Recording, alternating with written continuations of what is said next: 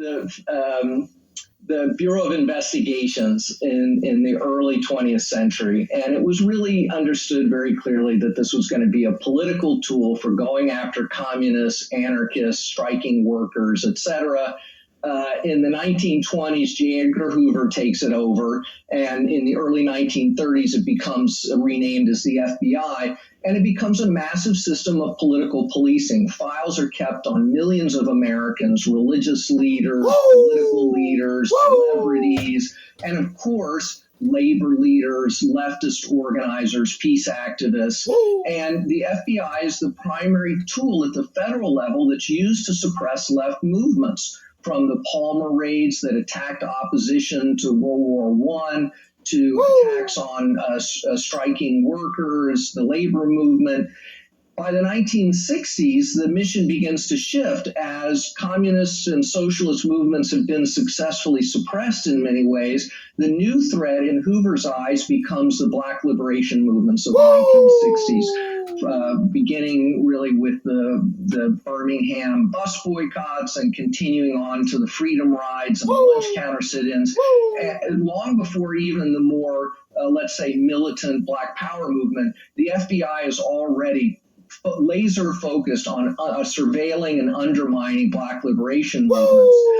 Dirty tricks like open surveillance of people to intimidate participants, hiring informants, writing fake letters to try to implicate people in marital infidelities, wiretapping phones, false accusations, being police collaborators to try to sow dissension within the movement. By the 1980s, this focus shifts increasingly to the environmental movement, targeting Earth First and other organizations. And of course, after 9/11, the focus is on the so-called war on terror.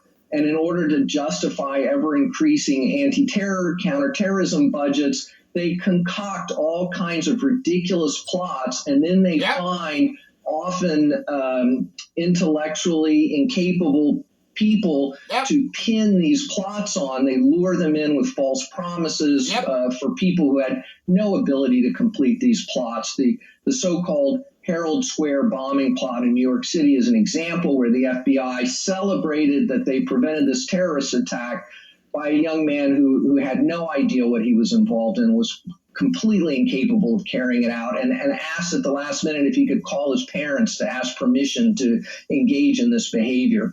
So the FBI has always been a tool of repression of left-wing movements. Yes! And so how did this change? If you can talk more specifically about President Trump's Operation Relentless Pursuit and the cities he targeted. Was a demon Democrat. Sure. So Operation Relentless Pursuit was a kind of effort to go after Trump's sort of political boogeyman, right? To say that the problems of America were the result of drug cartels and gangbangers, and that the way to restore cities was through super intensive law enforcement, the use of RICO statutes, these so-called conspiracy laws that allow them to round up huge numbers of young people because someone that they once, smoked weed in the park with got arrested for shooting someone. Now they're all in a criminal conspiracy and can all be charged with the underlying homicide or shooting or whatever. And so this just flooded these cities with drug enforcement agency, the DEA agents, ATF, FBI, who just went out on arrest raids, jump outs, and all the rest. And, one of the things that's shocking about this is that all 7 of the Democratic mayors in the targeted cities basically embraced this. Baltimore, somewhat less so. They welcomed the infusion of money for local policing. They welcomed the infusion of federal law enforcement. That's Lightfoot, though. And this really shows kind of a deeper bipartisan crisis about the role of law enforcement in trying to, revitalize American cities. I shouldn't have said how did that change, because that was a continuation. But how do you see what the FBI has done now and guns and gangs? So how do you straighten the home of President Trump and those who'd always supported the agency now comparing them to the Gestapo, and certainly right up to President Trump attacking them. Yeah, well, we've always had some FBI enforcement of the extreme right, the KKK, and some of the other extreme right-wing groups over the last 20 years. But it has always been anemic and short-lived, and basically in the service of a very kind of conservative centrism that wants to sort of wipe out any kind of populism. You know, the kind of New York Times liberal anti-populism that prefers a kind of technocratic neoliberal approach to problems.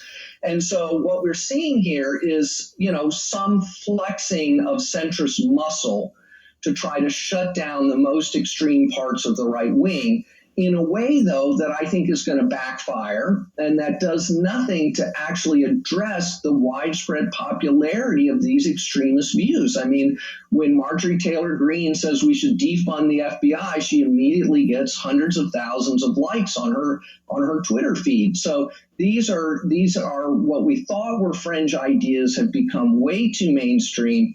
And the idea that we're going to fix this problem with some indictments of Giuliani and Trump, I think, is very short-sighted. So what are you calling for?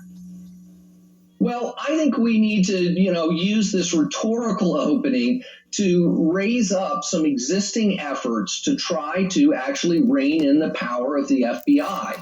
You've got groups like Defending Rights and Dissent that's trying to rework the FBI First Amendment Protection Act that John Conyers introduced in the 1980s to restrict the FBI's political policing powers.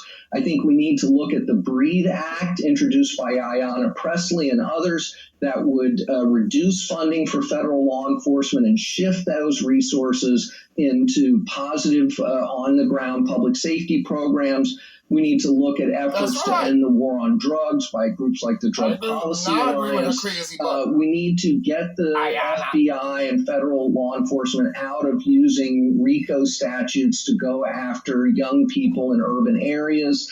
The Decriminalizing Neighborhood Network is developing campaigns to rethink the use of the RICO Act. So there really are efforts underway across the country to reduce the power and scope of the FBI in ways that limit their ability to demonize and criminalize those on the left and those who've been left out of the neoliberal consensus.